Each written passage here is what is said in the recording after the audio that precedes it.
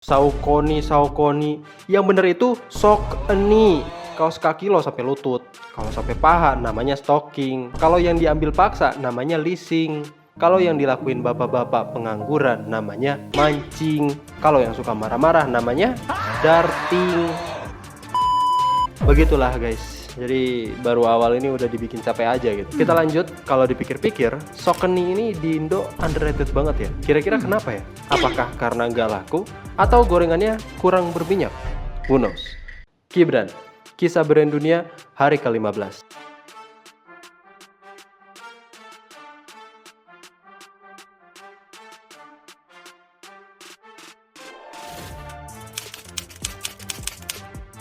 Saucony Shoe Manufacturing Company pertama kali berdiri di tahun 1898 di Gadsden, Pennsylvania, Amerika Serikat. Didirikan oleh beberapa pengusaha kayak William Eldon Mayer, Thomas S. Levan, Walter C.C. Snyder, dan Benjamin F. Rader.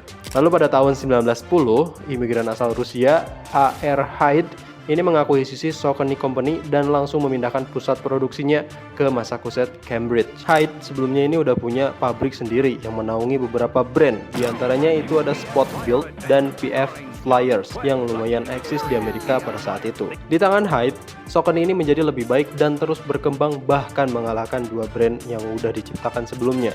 Logo Saucony diambil dari nama sungai Pennsylvania yaitu Saucony Creek. Makanya bentuk logo dari Saucony itu melengkung-lengkung kayak sungai.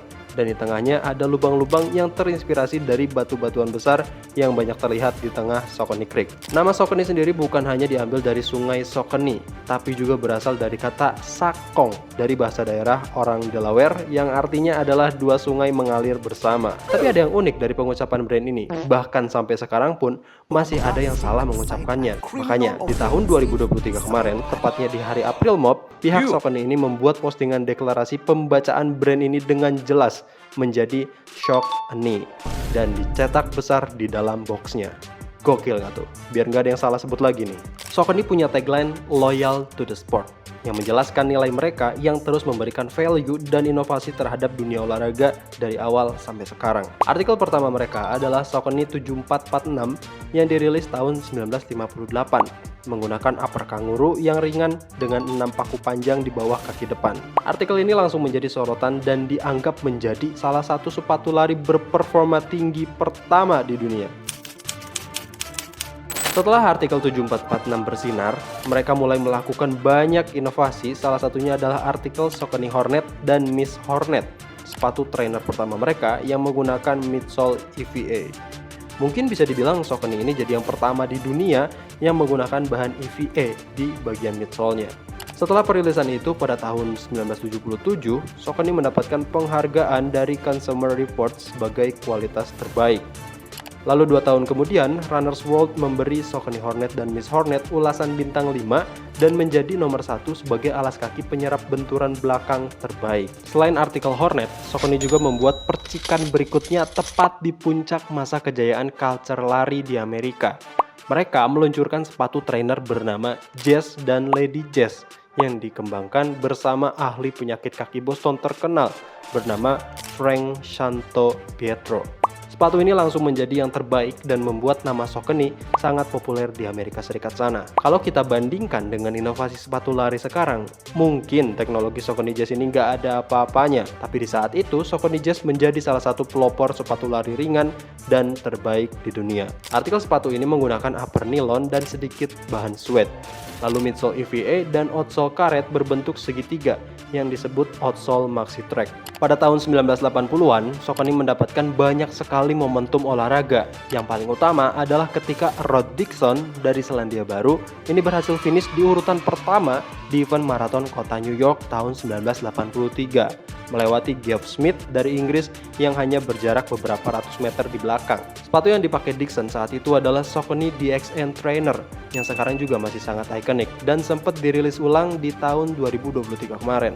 Selain Rod Dixon, Saucony juga mendapatkan momentum terbaik berikutnya setelah atlet perempuan dari Amerika, Lisa Rainsberger, ini menjuarai Boston Marathon di tahun 1985 dengan menggunakan sepatu Saucony. Dengan keberhasilan tersebut membuat nama Saucony menjadi penantang medali serius di segmen lari jarak jauh dunia pada saat itu. Selama tahun 1980 sampai 1990-an, pembagian penjualan Saucony mengalami keunikan nih.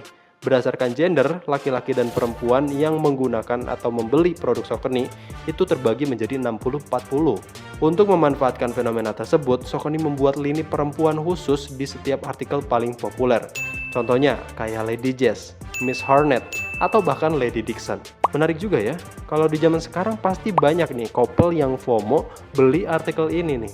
Lanjut di tahun 2009, ketika hampir seluruh brand olahraga membuat sepatu minimalis, dan Hoka saat itu menggebrak pasar dengan membuat sepatu maksimalis, Saucony membuat artikel Kinvara, sepatu yang sangat ringan, fleksibel, walaupun masuk tren minimalis. Tapi artikel ini masih bertahan sampai sekarang. Terakhir itu tahun 2024 mereka ngerilis Kinvara 15 kalau gue nggak salah. Kalau kita ngomongin soal teknologi nih, karena Saucony ini dari awal sangat inovatif, bahkan sampai sekarang pun mereka masih mempertahankan DNA tersebut. Banyak teknologi yang dihasilkan dari brand Saucony. Di antaranya ada Power Run yang sekarang banyak dipakai di super shoes mereka. Terus ada GRID, Ground Reaction Inertia Device, yang bisa meredam benturan kaki dari tanah. Sekaligus teknologi ini bisa memberikan stabilitas dan cushion secara bersamaan. Kalau kita tarik ke belakang nih, sejarah Saucony ini memang sangat menarik. Mereka menjadi banyak pelopor sepatu olahraga dan teknologi di dalamnya. Tapi sebagai brand besar, mereka juga punya banyak kontroversi di dalamnya. Salah satunya yaitu di tahun 1994, Komisi Perdagangan Federasi AS ini menuduh Hyde membuat klaim yang menyesatkan tentang asal manufaktur produk mereka. Artikel Saucony Made in America ternyata tidak sepenuhnya menggunakan material dari Amerika, sehingga Saucony harus merubah hal tersebut menjadi Made in America from imported components. Wah, ternyata ada yang kayak gitu juga ya. Jujur gue juga baru tahu sih. Kalau kayak gini, apa kabar dengan brand lokal kita ya? Dari banyaknya artikel Saucony, beberapa di antaranya masih sangat populer sampai sekarang. Di antaranya ada Saucony Jazz Original, Triumph 21, Kinvara 14, Endorphin Pro 3, dan Saucony Guide 16 yang punya support kaki overpronation. Saucony punya sejarah yang cukup panjang karena mereka udah berdiri cukup lama atau bahkan bisa dibilang jadi yang tertua di segmen olahraga.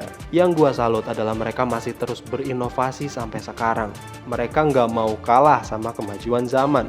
Jarang-jarang loh ada brand tua yang masih bisa mempertahankan DNA-nya.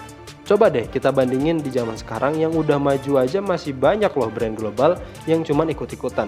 Gak punya tim inovasi, apalagi tim R&D. Banyak sih hikmah yang bisa diambil dari Saucony untuk brand lokal kita. Sebagai brand baru, harusnya brand lokal mulai memperkuat DNA-nya, menciptakan branding yang sesuai dengan keadaan zaman sekarang.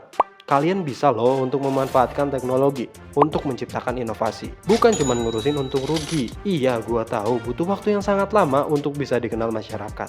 Tapi kalau diawali dengan hal yang salah, emang yakin kedepannya bakal terus berjaya. Apalagi soal ini, made in. Sekelas Saucony di Amerika aja bisa kena sanksi karena mereka nipu masyarakat dengan menggunakan istilah made in Amerika. Padahal gak semua komponennya dibuat di Amerika. Apa kabar brand lokal kita yang industrinya masih jauh soal inovasi? Kalau semisal emang gak ada komponen yang bisa dibuat di Indonesia dan kalian harus impor, ya minimal jangan ditulis made in Indonesia dong. Lebih baik ditulisnya assembling in Indonesia. Udah gitu aja. Fair kan kita juga sebagai pembeli. Tapi itu buat brand lokal yang masih impor beberapa komponennya. Terus gimana buat yang full maklun di luar negeri? Apakah layak dibanggakan sebagai brand lokal? Coba tulis pendapat lo di kolom komentar. Karena kalau gue mah jujur aja gitu, nggak mau mengakui mereka sebagai brand lokal. Udah mah ATP, pakai gimmick alternatif segala lagi. Aduh.